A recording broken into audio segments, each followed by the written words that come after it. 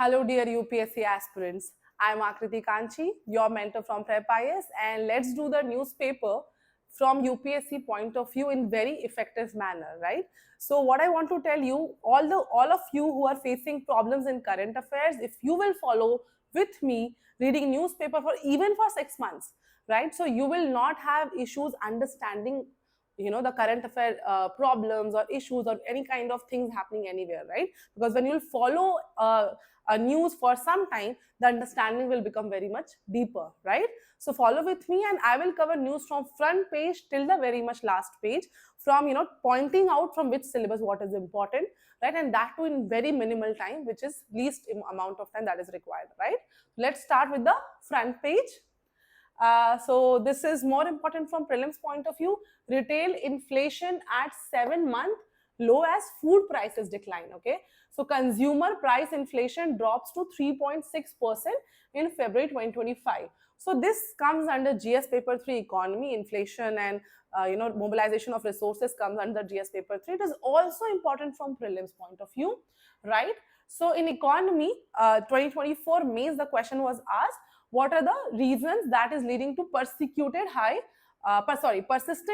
inflation that is happening in our country, and how is RBI's monetary policy effective in dealing with it, right? So for the persistent high inflation, food prices are a very big reason behind it, right? So consumer price inflation has dropped, and which is led by vegetable, pulses, and eggs. Okay, so these are the important part. Consumer price index has slowed, and that will maybe lead to RBI, because it has the RBI's inflation target is 4 plus minus 2, that is 2 to 6%. So it has gone below 4%. So people are expecting the RBI is going to further reduce the repo rate and increase the liquidity in the market, right? This is important. And who releases consumer price index? It is National Statistics Office from Ministry of Statistics Program and Implementation. And I want to ask all of you, who releases wholesale price index? It's an easy question. Please mention in the comments if you know who releases, which department of our country releases the wholesale price inflation, right? So the easing of food inflation comes on a higher base for the better part of 2024-2025, right? And in different states there are different inflation percentage based on the demand of food products in that state. Okay, so you should know the reasons behind low or high inflation that country is facing. Let's move to the next article. Yeah, so our honorable PM is visiting Mauritius. He has been given the highest recognition that Mauritius give, right? So this comes in Mauritius. Modi calls for free, secure Indian Ocean. Okay, Mauritius is placed in Indian Ocean. This comes under GS2, India Mauritius bilateral relations. There he has talked about free, open, secure Indian Ocean, which is common priority. He has also talked about India's unambiguous support for the sovereignty of Mauritius over Chagos archipelago. So Chagos archipelago issue was going on. The Britishers called it British Indian Ocean Territory, right? They have taken over it since 1967 during the independence of Mauritius, and since then they have captured it. And Mauritius has continuously contended, but in 2024 UK has become ready to give it back to Mauritius, but it is not completed till now, right? So Chagos archipelago, Mauritius claims its sovereignty, and Diego Garcia is an island in Chagos, which is a US-UK military base. That is why Britishers were not leaving it so easily, right? And the other things that India and Mauritius have signed is 500 civil servants of Mauritius will be trained in India, right? And defense cooperation, maritime security arrangements and MOUs have also been signed. Let's move to the next article.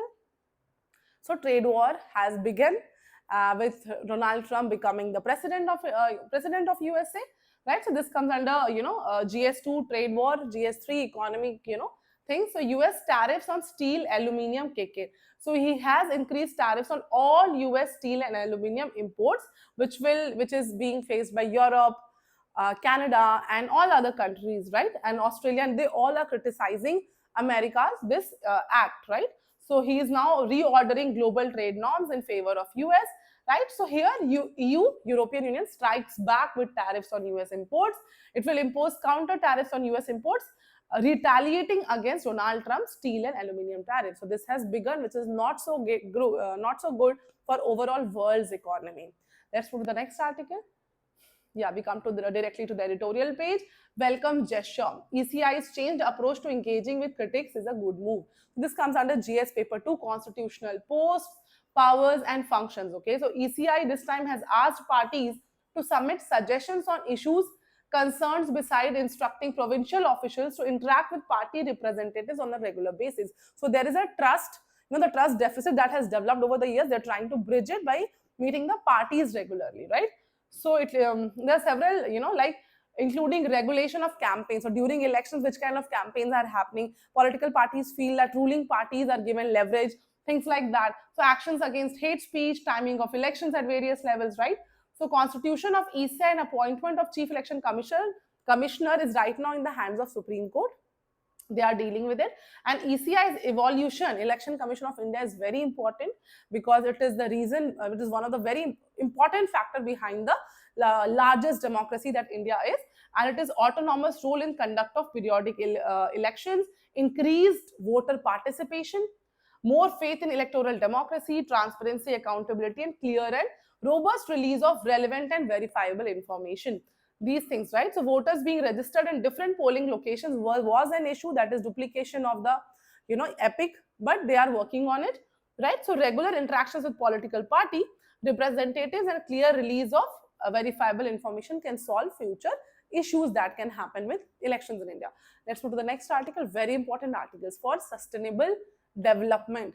The dangerous illusion cast by development rankings. So there are several indexes and development rankings brought by different organizations. One very important index is Human Development Index, right?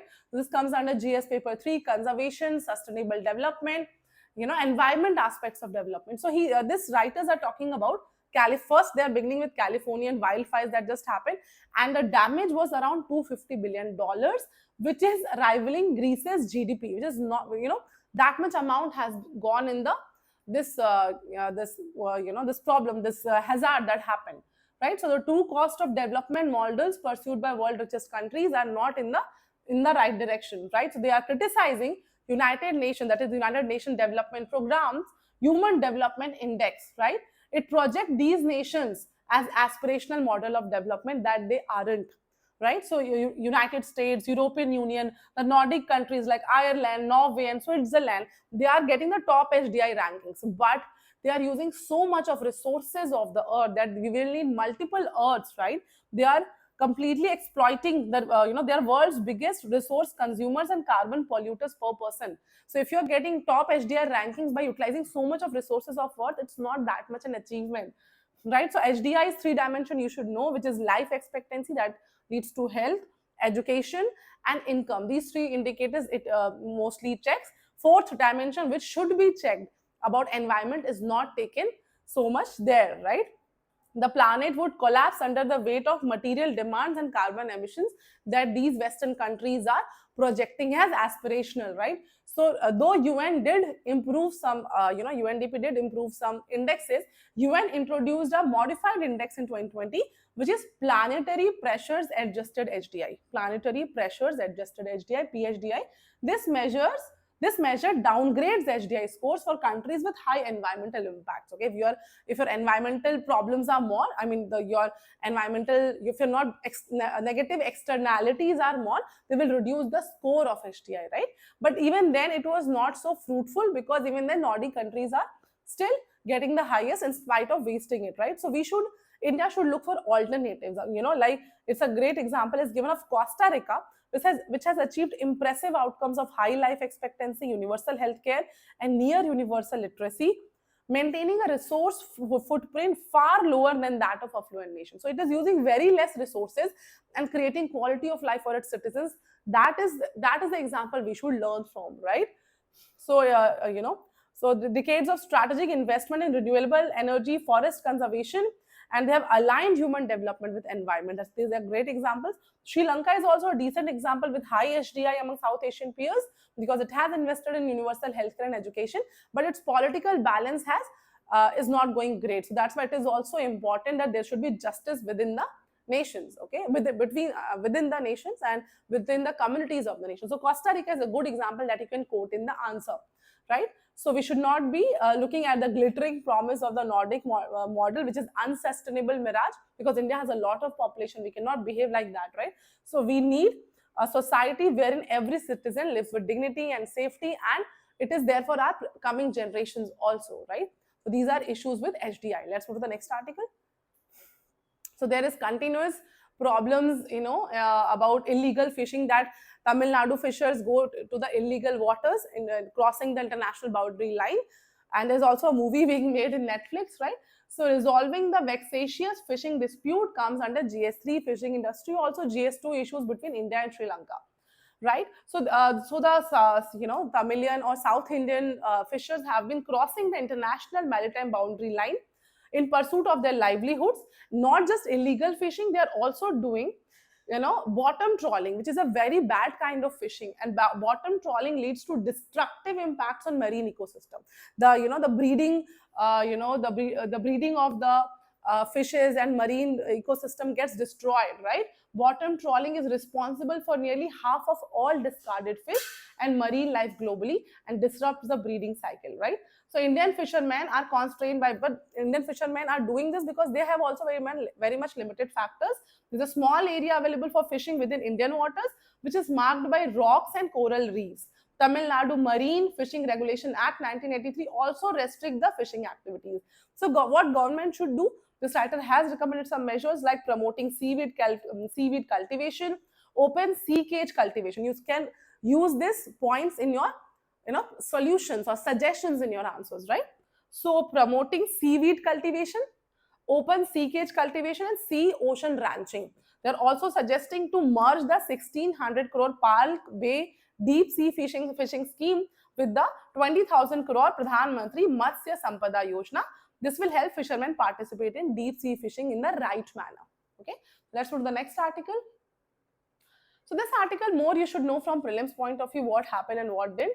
Will Musk be expelled from the Royal Society, right? So why are some fellows of Royal Society in Britain demanding the removal of billionaire Elon Musk from the society? So you should know what is Royal Society in Britain. It can be asked in prelims also, okay? It is one of the most reputed scientific institutions in the world, 365-year-old,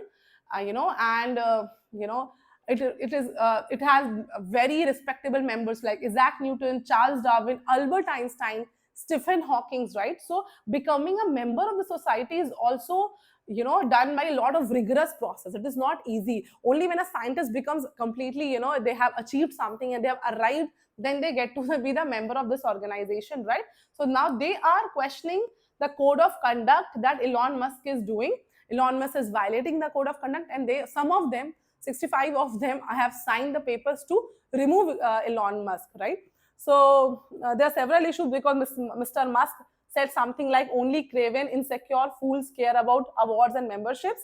So they think the code of conduct has been breached, right? But Elon Musk has such a huge stature that it is not so easy to remove him from the organization. He has some achievements like SpaceX, Tesla, Neuralink, Starlink, so many very ambitious companies he has made. So it is difficult to remove him from this organization. So that is you should know a little bit about this issue, which you can use in essay and also prelims. Let's go to the next article. Now, online gaming is an important part. A complete question can be asked in mains about it. Okay, is the government stifling the online gaming sector? This comes under GS paper 3, effects of liberalization that now the government of India is supposed to do, deregulation. Okay, so the Economic Survey 2024-2025 has called for accelerating and amplifying the deregulation agenda. We should deregulate even more, right? And has urged the government to get out of the way so that businesses can go about their business. We should not come in the way of the businesses. Yesterday, we also read about an article about compliance framework where so many regulations are there that businesses are not able to run smoothly, and there are chances that they will go to different countries, and in India's economy will be suffering, right? So you should connect these things, these articles, right? So the gaming sector's potential is huge, right? One such domain is gaming sector where the government should deregulate. The judiciary brought attention back on the need to deregulate the sector through a 2025 Supreme Court order, which stayed on the union government's retrospective GST demand. Okay, so online skill-based gaming is a sunrise sector where 3 companies are unicorn already. India with 650 million smartphone users, and half of the population below age of 35 has a lot of potential as a market for online gaming, right? A PwC report pegs online gaming as among the fastest growing sector. That's why Sunrise in 2023 it had 33,000 crore, right, and it's projected to reach 66,000 crore, growing at compounded annual growth rate of 14.5%. Okay, so very important area. Some states are doing good. Karnataka, Telangana are trying to support them by promoting animation, visual effects, etc. But union and state governments are slapping a 28% GST, which is generally reserved for public harms like gambling, liquor, and tobacco. But online gaming should not be clubbed in the area with liquor and tobacco, right? That is what the writers are saying. So courts overturned and termed unconstitutional as games of skill are legal and cannot be classified as gambling. So they are, these states and government departments sometimes gets confused between online gaming and online gambling. They are different things, right? So that's why they sometimes get punished for confusion, right? So industry should therefore strengthen protections against excessive use, so that people who are playing online gaming shouldn't be addicted to it, right? So they should also take some protectionist measures, and government should also try to, a new wave of deregulation would be to rationalize GST rates and co-craft a regulatory framework with online gaming industry. Let's move to the next article. We have nothing here. Yes, and here in this, Prime Minister has talked about India would advance the position of Mauritius over the Chagos dispute through Colombo Security Conclave, Indian Ocean Rim Association, and Indian Ocean Conference. Tomorrow I'll explain who all are the members of Indian Ocean Rim Association and Indian Ocean Conference. But if you know who all are the members and what the purpose of this organization, you can mention in our comments below, right? And let's move to the next the article. Here, Parliamentary Standing Committee of Parliament was set up on different for ministries. This is Standing Committee Parliament on Agriculture, and this has asked Centre to spend more on agriculture and rename ministry including farm labourers in the name of ministry, right? So these are the recommendation of Standing Committee of Parliament you can use in the solutions or conclusions of the answer. So they have recommended National Commission for Minimum Living Wages for Farm Labourers to address wage disparities and improving living standards. The committee recommended minimum support price (MSPs) for all organic crops in addition to MSP declared on the traditional crops. So you can use this recommendation of Standing Committee of Parliament on Agriculture. Next, there is also a Standing Committee on Consumer Affairs, Food and Public Distribution, and now they have recommended the centre to ensure meticulous implementation of the scheme of distribution of fortified rice. So India has a huge consumption of rice, and if we fortify it with nutrients, the malnutrition that India is facing, the anemia that India is facing, the stunting of growth the children are facing will reduce, right? So it will eradicate malnutrition, improve the overall health and well-being of vulnerable population if we fortify our rice with different nutrients, right? It asked the Union Food Ministry to manage and monitor funds, and it has also expressed concern that FCI has not achieved its financial and physical targets of setting up godowns and storage, which is a problem for food storage, right? And immediate action to fill vacancies in consumer commissions at the state and district level. So these points you can use in the conclusions and recommendations when these questions come in your mains. Let's move to the next article. And yeah, this is an important article and an important topic. Design stage of small modular nuclear reactor completed.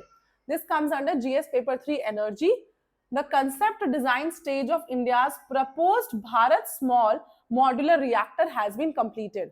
Okay, so this small modular reactors was mentioned by Economic Survey also, right? So they are modified versions of India's existing pressurized heavy water reactor and will have a capacity of 200 megawatt each. So you should know about small modular reactor, which is named as Bharat Small Modular Reactor. It will be fueled with slightly enriched uranium. It is being jointly built by BARC, Bhabha Atomic Research Center, and Nuclear Power Corporation of India Limited, right? So critical items will be provided by private vendors, and they will this BSMR, that is the small modular reactor, will be used as for captive power for energy-rich factories, industries like steel, aluminium, and steel. It will also provide electricity in remote places. So there are several benefits of small modular reactors, and it also have some passive safety features which pressurized heavy water reactors did not. Okay, so government would be partnering with the private sector for setting up Bharat small modular reactors and 20,000 crore for setting up the first of these by 2033. India expects to have 100 gigawatt of nuclear power installed by 2047. You should know about Bharat small modular reactor. Next article. This comes under GS paper 3 energy. Indian Railways to dig ponds under government's mission Amrit Sarovar. You should know about mission Amrit Sarovar. This comes under GS paper 2. Government policies and interventions for development in various sectors, right? So the Indian Railways will dig ponds as part of Union government's mission Amrit Sarovar, right, to address the critical issue of water scarcity in our country. Our population is more than 17%, but our water is more than 17% of the total of world population, but water is hardly 2%, right? So we are facing a lot of water issues. So Amrit Sarovar was launched in April 2022. Ambitious goal of constructing or rejuvenating 75 ponds in each district of the country. You should know about the details of the scheme. It can be given as a statement in the prelims question, and we should know whether it is right or wrong. So 75 ponds in each district of the country, more than 68,000 have been completed. It will not just provide water, but will also be, recharge the groundwater and sustainable water resources, right? So it is focusing on community participation, Jan Bhagidari, right, foster ecological balance, climate resilience, right? So government has roped in railways for desilting, excavating identified water bodies. So how railway will complement with it? The excavated material would be used in railway embankments and construction. The excavated material, the soil, when the quality of soil is found suitable for rail construction, they will work with. So railway will work with Rural Development Ministry, right? Let's move to the next article. APAR ID system voluntary, but activists and parents raise concern over growing mandates, right? So this is what is APAR ID? This comes under GS paper 2, issues related to education sector and fundamental rights conflict is there, right? So automated permanent academic account registry, which is called APAR ID. It ties into DigiLocker and the Academic Bank of Credits, which is called ABC, which the government hopes to use to standardize student school transcripts in a uniform way as a single source of truth, right? So it is organized in one place, right? So what all? APAR ID, DigiLocker, Academic Bank of Credits, ABC. These three will be united to work. But it is a lot of, again, scrutiny has come for data privacy and, whether it is necessary or not, right? So government said it is not necessary, it is optional, but CBSE in circular said that it will ensure 100% saturation of APAR IDs, right? It is linked to Aadhaar. There's issues linking the students' Aadhaar with APAR due to there is a lot of spelling mismatch for which they can go to community service center. But the significant risk is about the sensitive data of these minors, these children, right? So personal and academic information without adequate legal safeguards or robust data protection measures can be a problem. This is what a lot of, who don't want the breach of privacy activists are telling. Okay, let's move to the last article of the day. Yeah, in the science, we have this article, the promise of mycelium bricks against climate change. This comes under GS3 conservation measures, GS paper 3, conservation environmental measures. So in the light of climate change, construction industry releases a lot of CO2, when they make their bricks, which is, fired clay bricks, it leads to, emits nearly 300 million tons of CO2, right? So now they're trying to replace it with something which releases less CO2, which has low carbon footprint. So they are, one of the great, advancement is mycelium bricks. Mycelia are the branching filaments of fungi that make up its vegetative parts. Okay, so they will be biodegradable, fire resistant and insulative bricks. It will combine husk, sawdust, fungal spores to create a fibrous network. So it will be a lightweight brick. It will it will be hardified in, it will be hardened in few days. Okay, so that is what is good about it. So they say they have the potential to reduce the building sector's carbon footprint. Okay, so it can be used it can be used in several areas, but still in construction industry a lot of limitations are there. Like, it's the strength is lower than the concrete. It is susceptible to moisture. It can biodegrade. It cannot be grown in mass, which is required for construction industry. The cost of growing is also high, right? So there needs to be a lot of improvement that is to be done in mycelium bricks, and prolonged exposure can also cause structural failure. Damp environments are also there. They can also be attacked by termites. So scientists are trying to improve these bricks for the sake of our climate change and reducing carbon dioxide in our atmosphere, right?